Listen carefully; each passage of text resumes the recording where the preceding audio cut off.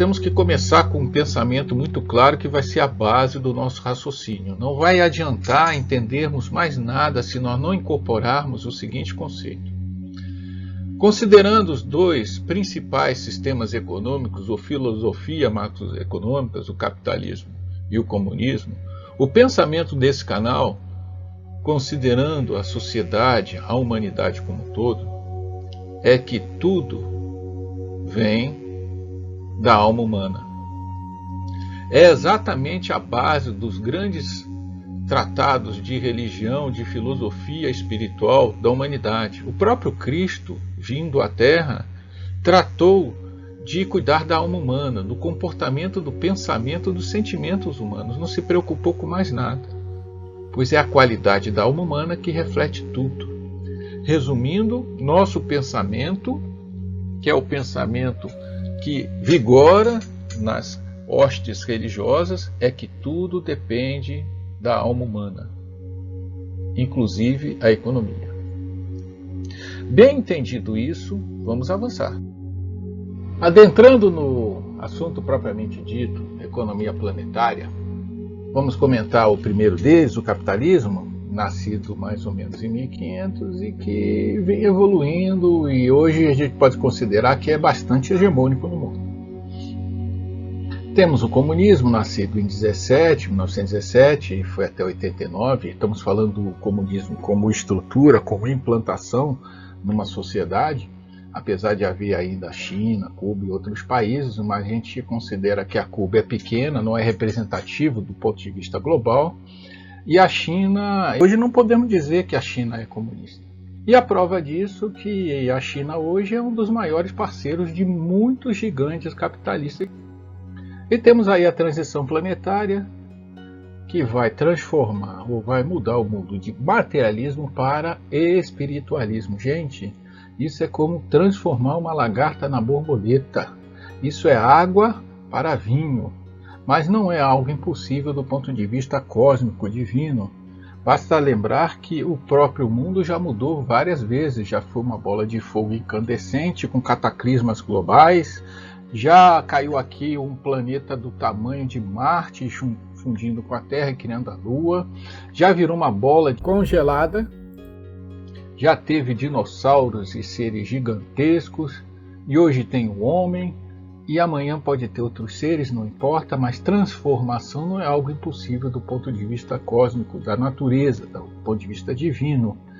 Basta que nós entendamos isso para ter uma ideia que tudo realmente é possível, principalmente algo tão claramente planejado e mostrado pelas vias espirituais para a humanidade.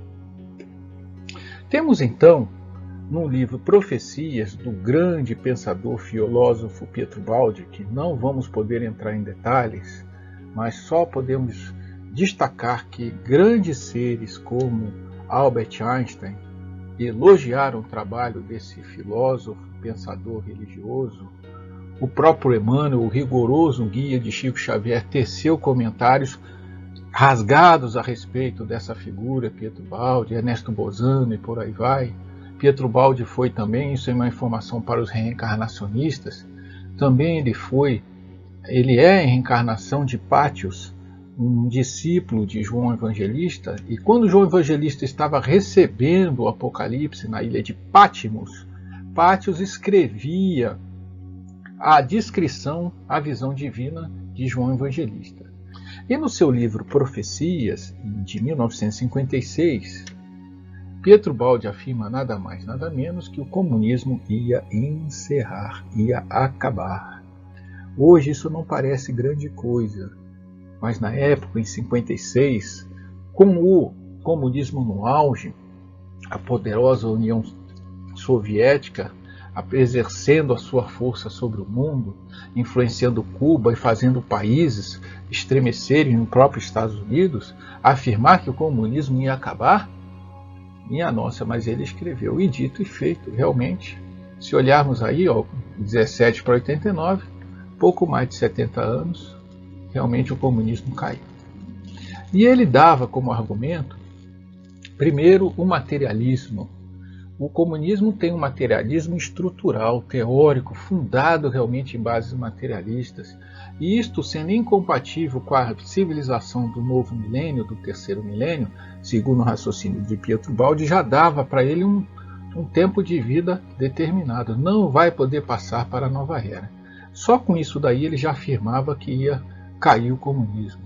Mas ele adiantava também que o comunismo sequestra a liberdade política, ou seja, não há liberdade. É outra incompatibilidade com o espiritualismo. É necessário que haja liberdade, a pessoa tem que se sentir bem e livre. E o comunismo não dava isso. Além disso, ela cometia uma falsidade ideológica, ela não cumpria a liberdade econômica que prometia, ela não dava os acessos e a justiça econômica. Então ela também cometia esse grave erro. E nós aqui deste canal vamos ajuntar, vamos dar mais algumas ideias, que é um reforço à ideia de Pietro Baldi, que o comunismo tem um ateísmo de ofício. Ela é oficialmente ateísta. Isso, obviamente, é uma contradição do espiritualismo. Ou seja, elas também não têm como passar por esse aspecto. E outro aspecto incompatível é que o comunismo tem a violência e guerras endógenas. É uma violência de Estado e as guerras são quase que consequências da força com que o comunismo tem que impetrar a sua filosofia econômica. Ela rouba, na verdade, patrimônios e direitos de propriedade de pessoas que a conquistaram de forma lícita. Então, é uma violência, e o comunismo tem isso em seu raciocínio básico. Mas o mesmo raciocínio de 1956 de Pietro Baldi, no mesmo texto, Pietro Baldi comenta que o capitalismo, olha só gente, o capitalismo é o mesmo texto que fala de comunismo. Ele vaticina a mesma coisa. Ele afirma que o comunismo nada mais é do que uma reação ao capitalismo. No Manifesto Comunista de 48, feito por Karl Marx, ele disse que o comunismo é uma reação ao capitalismo. Ela não teria uma vida própria. Não houvesse o capitalismo, o comunismo não teria como nascer. E ele também, neste mesmo raciocínio que vaticina o fim do comunismo, ele diz que por causa do materialismo, considerando que o capitalismo também era de origem materialista, ele diz que o capitalismo também iria acabar. Por causa da sua origem materialista. Ou seja, ele diz que os dois são filhos da mesma mãe. Têm o mesmo DNA materialista e ambos não poderão passar para a nova era. Se ele acertou o comunismo, talvez, alguns podem argumentar, talvez ele tenha errado sobre o capitalismo. Mas esse canal entende que não. O raciocínio e as bases são as mesmas. Obviamente, é fácil para nós entendermos o fim do comunismo, pois não estamos imersos, estamos vendo de fora. De fora é fácil analisar o outro lado e vermos, claro, que o comunismo tinha que acabar. Mas se nós fôssemos comunistas, se nós estivéssemos dentro do contexto comunista, não entenderíamos de maneira nenhuma a profecia de Pietro Baldi. E como estamos imersos no capitalismo, é muito difícil realmente a gente aceitar. Nós vamos trabalhar um pouquinho mais no porquê o capitalismo não deverá seguir para a nova era. Então, tentando fragmentar ou alinhavar as bases pelas quais nós podemos afirmar que o capitalismo é incompatível com a nova era e que terá que ruir tanto quanto o comunismo, vamos estudar melhor o capitalismo. Capitalismo, como competição, ela tem intrinsecamente na sua estrutura a ideia de concorrência, de disputa de mercados, de liderança de mercado e assim por diante. Ela é uma disputa no caso de capital. Só que toda a concorrência, toda a competição, ela é ranqueada. Existe uma lista, existe os vitoriosos, que são sempre uma minoria, não tem jeito, que fica em destaque, claro, todos os holofotes e atenções e homenagens são para eles, e pouco se fala da maioria pobre, ou melhor, da maioria de perdedores. É intrínseco a qualquer disputa, podemos falar de Copa Mundial de Natação, de futebol, de vôlei, qualquer outro tipo de disputa bastante, escola de samba do Rio de Janeiro ou São Paulo, qualquer tipo de disputa, uma concorrência, por exemplo, para vestibular, tudo que exige competição e disputa, temos sempre muitos perdedores e uma minoria vencedora. Sendo o capitalismo um tipo de disputa, podemos transferir o raciocínio para garantir e assegurar intrinsecamente que o capitalismo gera poucos vitoriosos e muitos, mas muitos perdedores. Isto é constatado de forma global hoje. Basta ver um mapa econômico do mundo e veremos uma gigantesca maioria pobre.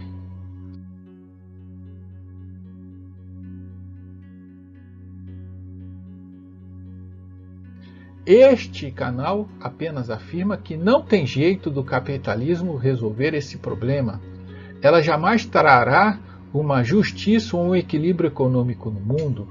Nunca teremos bem-estar do ponto de vista econômico com o sistema capitalista. E não é que o capitalismo colocou isso intencionalmente. Isso não é planejado. Simplesmente não pode existir numa disputa todos vencendo. Há um termo que muitos teóricos capitalistas usam: não há para todo mundo. Não tem para todos. E do ponto de vista do capital é verdade. Não há medalhas para todos. Não há para como todos vencerem. Do ponto de vista deles, eles têm razão. Apesar de que isso tudo é incompatível com o mundo espiritualizado que está por vir. Pode haver, porém, uma pergunta a ser levantada.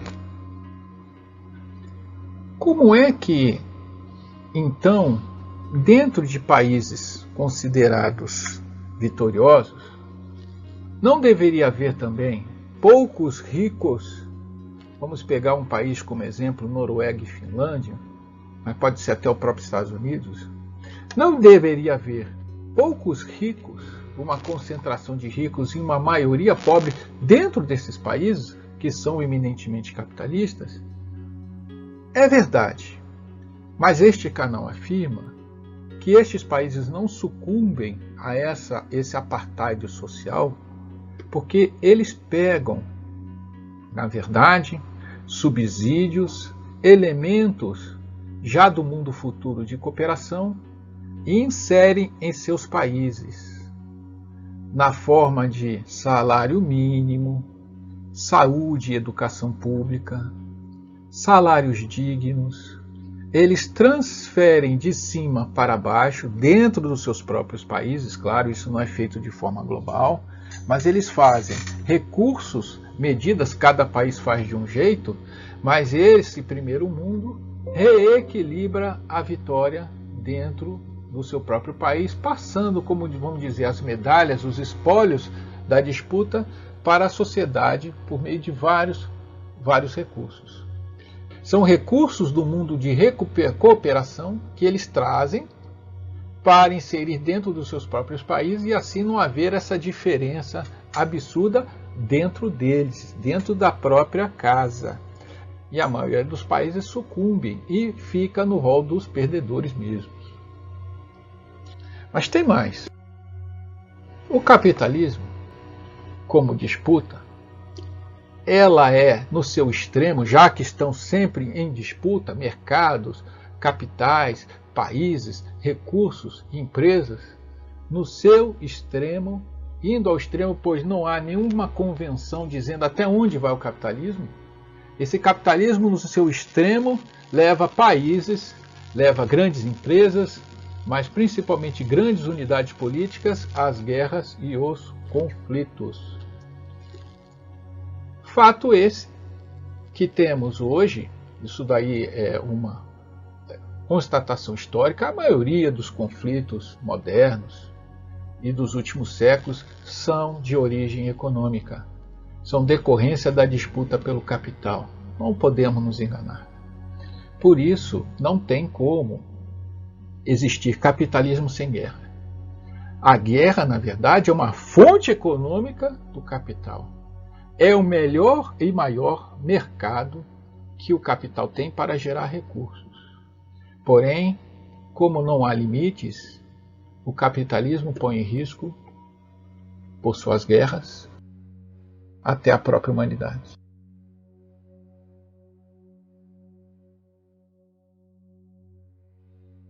Prestemos atenção que no mundo vitorioso capitalista de hoje, ninguém pode afirmar que está livre de um holocausto atômico, de um cataclisma global gerado por bombas atômicas que acabe com a humanidade. Crimes e violência. Se o Estado, se grandes países podem entrar no extremo de, por meio da disputa do capital, entrar em guerra, os indivíduos também, quando não conseguem atingir seus objetivos, sua ganância que o capitalismo gera, a ganância por capital, a ganância pelo ter, a necessidade de obter coisas que o capitalismo estimula no indivíduo, quando ele vai ao extremo, temos os crimes e as violências. Olha que não estamos comentando a necessidade intrínseca do homem de comer ou sequer de morar. A maioria dos crimes são cometidos, inclusive, por pessoas que não passam por necessidades orgânicas. Elas fazem isso por ganância.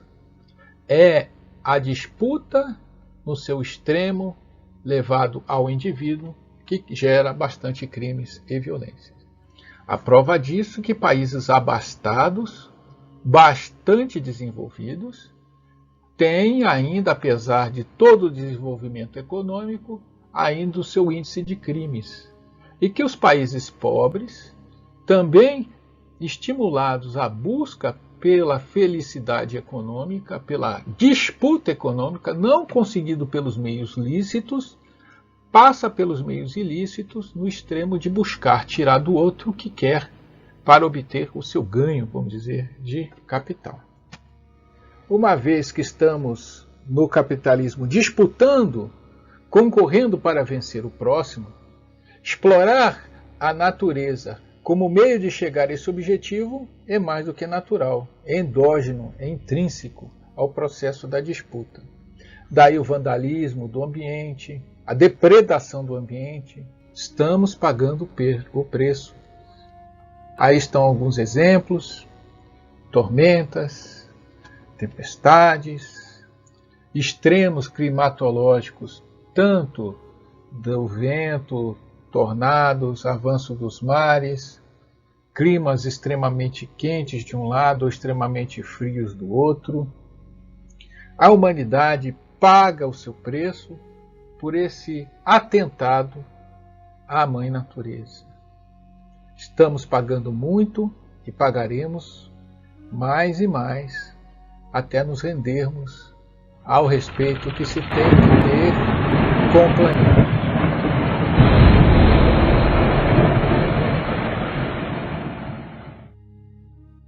Então, entrando numa outra fase, nós não vamos tratar do interim, ou seja, da transição planetária em si. Vamos comentar que o capitalismo e o comunismo brota da alma humana atual. E da mesma forma, para a sociedade cooperativa, o mundo espiritualista que se avizinha, o coração também fará brotar uma nova sociedade, uma nova relação que nem podemos dizer que é econômica, mas é uma solução de sociedade, uma solução de viver dessa nova humanidade, que é baseada em fraternidade e em cooperação. E como essa mudança é muito profunda, vamos ter que usar referências, pois vai ser difícil acreditar no que vai acontecer. Mas nós vamos nos basear em coisas sérias, fundamentadas do ponto de vista espiritual. O próprio Apocalipse, o livro que encerra a Bíblia, a Gênese, o Evangelho segundo o Espiritismo, fontes da codificação espírita, o livro Profecias, novamente, livros da Lavra de Chico Xavier comentando orbes, planetas que já entraram, estão avançados no mundo de regeneração, mostrando que o caminho que estamos apontando, ele é de fato o caminho de sucesso para as civilizações no futuro. O livro O Mundo Espiritual é Planeta, que nós vamos explicar logo em breve, mas vai mostrar como a sociedade do futuro vai perceber este e outros orbes. E mais alguns livros, Cartas de uma Morta de Chico e A Vida em Marte, A Vida no Planeta Marte, de Ramatiz. E também vamos utilizar fontes não literárias, referências de coisas que estamos vendo aí na nossa frente, como voluntariado. Essa fonte de trabalho, essa referência de comportamento é que vai nortear o futuro da humanidade, vai tomar conta da humanidade. E outra fonte importantíssima é a própria família. O seu comportamento, suas relações humanas internas, como ela divide e separa o trabalho e os bens, os meios, também é uma ótima, excelente fonte que precisamos entender para o futuro da humanidade. Vamos dar uma viagem no tempo.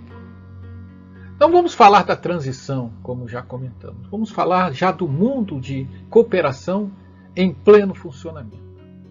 E como dissemos que tudo brota da alma, vamos ver a alma, os pensamentos principais, e não vão ser todos, claro, mas os principais pensamentos e sentimentos desse ser nessa fase avançada da humanidade. O homem vai pensar assim: Deus hoje, em pleno mundo de materialista, é às vezes uma questão de fé. Uns acham que existe, outros pensam em Deus de um modo ou de outro. A maioria leva a vida sem considerar a existência de Deus, apesar de ter religião, etc. O Deus será um fato científico. Enquanto o mundo atual pensa em Big Bang, a teoria do caos, etc., tudo será descartado pela própria ciência. A própria ciência constatará a existência de uma inteligência suprema, causa primária e mantenedora de todas as coisas. Ser do mundo só nos trouxe sofrimento vai ser uma constatação interna desse ser do futuro. Ele vai olhar para trás com muita lástima, mas também sem a menor dúvida que para lá ele nunca mais vai querer voltar. Nosso reino não é deste mundo, é um pensamento espiritual muito profundo, dos mais profundos, que também mudará praticamente tudo. Hoje, nós temos a Terra sólida, que é a Terra que vemos. Porém, há outras terras concêntricas, meu pessoal, que estão em volta do nosso planeta, uma maior que a outra, vibrando em frequências características, e por isso não é visível por nós aqui no plano físico. As terras de frequências mais altas, dependendo de cada religião, são chamadas de planos espirituais, céus, nirvanas, etc. E temos também as terras de frequências abaixo da nossa, F2 e F1, que também não são vistas, por estarem em outra frequência, são chamadas de abismo, umbral, trevas, etc. Os detalhes sobre essa informação que estamos dando agora estão num vídeo que fizemos especificamente para isso, chamado Física Moderna e os Planos Espirituais, que está aí no link. O importante agora é entendermos que esses conhecimentos serão fatos científicos inequívocos e o homem terá interesse de seguir para as terras acima, ou seja, o homem vai entender que o reino dele não é deste mundo físico, e sim das terras superiores. E seguindo, também uma consequência do raciocínio anterior, que estamos presos numa roda de reencarnação. Ou seja, o ser está encarnando e desencarnando da Terra 3 para 4, da 4 para 5 e assim por diante. Assim por diante, está indo e voltando, até se libertar do seu karma, das suas dívidas que o prendem à frequência 3 ou à Terra 3. E ele vai entender que a melhor maneira de se livrar dessa roda, dessas dívidas e avançar é servir ao próximo. E este pensamento vai tomar conta da humanidade. Entrando agora no funcionamento realmente de uma sociedade cooperativa, e já sabendo, já adiantando que vai ser difícil de aceitar, este canal apenas responde que as fontes às quais tomamos contato para chegar a esta conclusão são das mais variadas ordens, todas seríssimas e todas convergindo para o mesmo ponto, que é o ponto que está exarado no Evangelho de Jesus, que está também nos livros Nosso Lar, que fala dos planos acima que vão se materializar pouco a pouco na Terra. Fala também de outros planetas avançados que já estão nessa fase, e todos eles convergem para essa estrutura, que vamos comentar de forma bastante simplificada agora.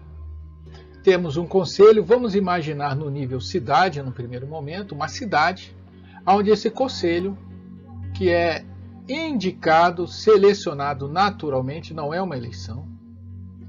Temos uma população desta cidade, claro, e temos o conselho vai gerenciar e elencar as necessidades daquela população. Haverá também as colaborações das cidades e das regiões para outros níveis, níveis país, nível globo, etc. Onde a necessidade não vai ser da cidade apenas, mas talvez do mundo inteiro. Vamos supor uma fonte de uma certa jazida muito preciosa, de um cristal precioso que só tem naquela região.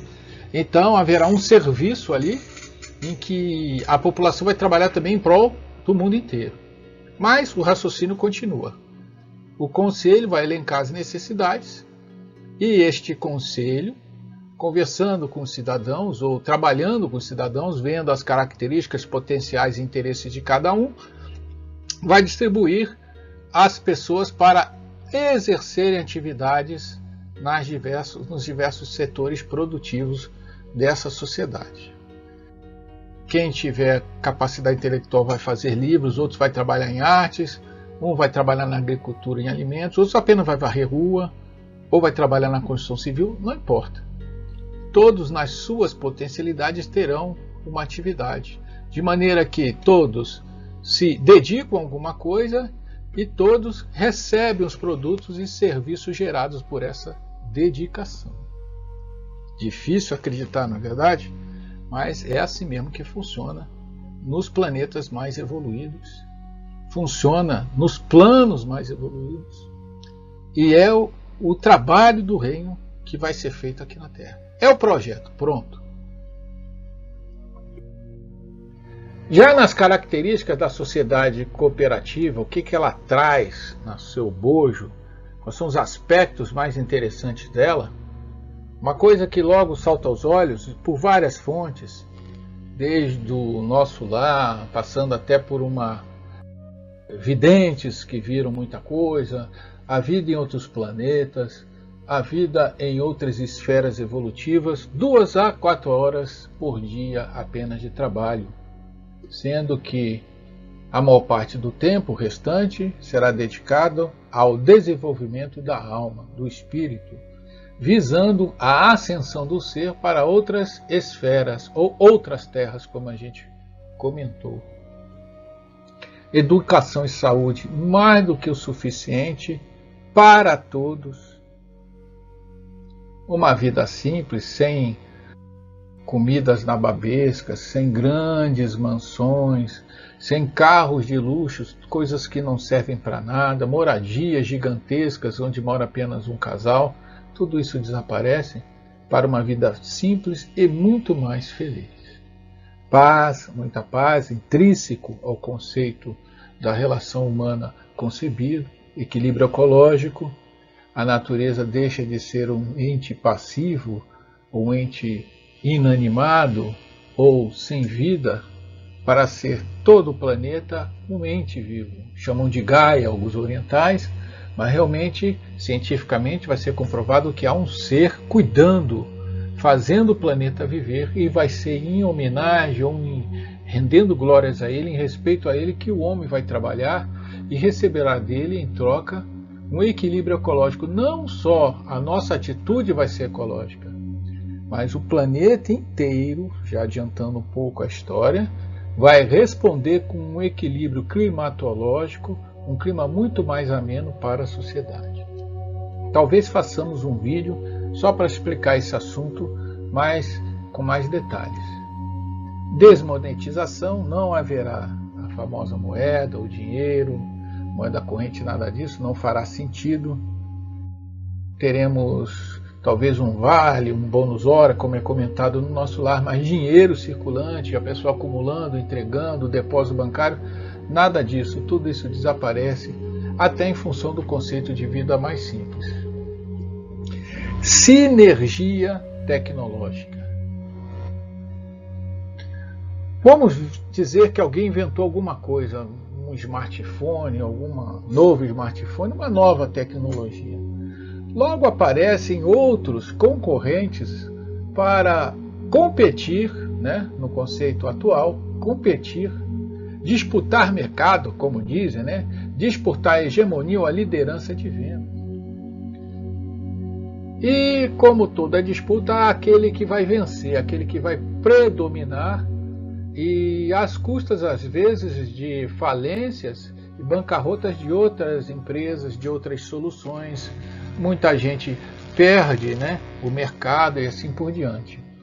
Se ao invés desses competidores brigarem entre si, eles decidirem unir forças, trocar conhecimentos, um reforçando o outro, um compensando a lacuna ou a dificuldade tecnológica do outro, haveria uma economia de energia, haveria uma soma onde a soma das partes é menor do que o resultado final. Um exemplo muito claro que hoje já existe é o esforço da estação espacial, que não poderia ser mais feita por um país só, os Estados Unidos. Houve um esforço de outros países periféricos ou menores, e a estação hoje é uma conquista muito interessante. Mas já está havendo uma corrida para a Lua, onde cada um refaz a tecnologia desenvolvida pelo outro para chegar lá primeiro. Se eles se somassem, já estaríamos em Júpiter. Bom, seguindo a sinergia tecnológica, vamos falar dos problemas. Fome, intrinsecamente, desaparece. Pobreza, desaparece. Miséria também, lógico, faz parte da sociedade cooperativa erradicar isso. O desemprego, pelo processo que já mostramos, também não existe. Violência, talvez haja ainda alguma violência no começo desse mundo novo, mas logo desaparece, e as guerras intrinsecamente inexistentes. Queremos destacar o seguinte, estas benesses da sociedade cooperativa que fariam qualquer um imaginar, bom, já estamos no paraíso, né? O mundo já é feliz e ditoso. Por que o mundo de regeneração? Pois bem, o mundo de regeneração, ele é um esforço interno, ou seja, o homem ele não vai, vamos dizer, se transformar num homem feliz e ditoso de uma hora para outra. Ele não vai ser santo, ele vai começar a trabalhar como se fosse santo.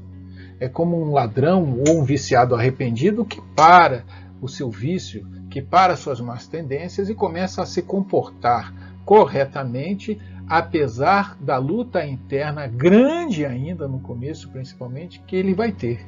Ou seja, o homem realmente vai ter um mundo maravilhoso, mas às custas de um combate com seu ser interior, que ainda carrega as tendências do mundo primitivo ou do mundo de provas e expiações.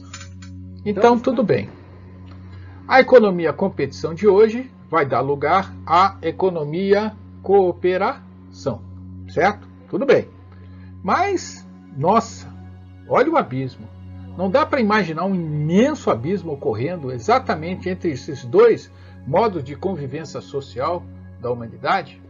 Como é que isso vai ocorrer? Como é que a gente vai conseguir transformar, dar esse passo de um para o outro? Como? Dois aspectos aí ocorrem quando a gente fala do como. Um seria o lento, gradual, suave, ao longo de séculos, gerações, etc. E outro seria rápido, forte e apocalíptico, entre aspas, mas seria algo bem violento. Nós aqui no canal, com base nas fontes seríssimas e milenares que atestam sobre esse grande evento, sobre essa grande transição planetária, entendemos que teremos algo forte e apocalíptico. Até porque o caminho lento, suave, ela encontraria uma grande resistência. Mesmo gerações e gerações encarnando na Terra, receberia uma resistência muito competente do pensamento coletivo materialista. E somente uma quebra rápida, forte, das grandes potências, das lideranças econômicas, quebrando mesmo, rachando no meio esse fortíssimo pensamento do capital e do material, com grandes potências talvez sucumbindo por algum tipo de evento de ordem global, poderia dar espaço para um novo pensamento de cooperação nascido das cinzas dessa civilização da matéria. O quando? Quando seria isso? Bem, pode ser que seja daqui a décadas, daqui a séculos, é possível. Mas não acreditamos também, com base nas fontes estudadas que já mencionamos, que seja assim. Acreditamos que será algo breve, meses, máximo uma década. Mas como é que se sabe disso? Bem, primeiro porque as fontes, como já comentamos, já exararam isso. Segundo, que estamos sendo avisados exaustivamente pelos canais, principalmente espíritas, que a transformação já chegou.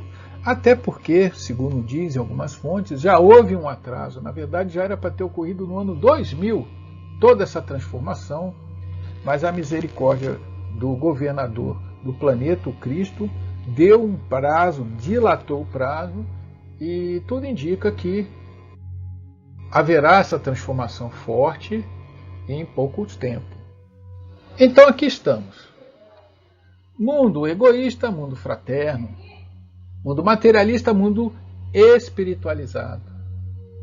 E como patrocinador dessa transformação profunda, o Apocalipse, o livro das revelações, no seu aspecto contundente, forte, e este canal, por meio dos estudos realizados, concluindo que esta transformação, necessariamente, até onde entendemos, deverá passar pela derrocada, pela queda do chamado primeiro mundo. Hoje, líderes da economia, líderes da política, os grandes decisores que conduzem o destino do ponto de vista terrestre da humanidade, esses países fantásticos, gigantescos e extremamente poderosos, vão precisar ruir para que as células positivas, evolutivas, hoje desprezadas, insignificantes, relegadas ao ostracismo, não são alvo e objeto de atenção de nenhuma mídia, essas células maravilhosas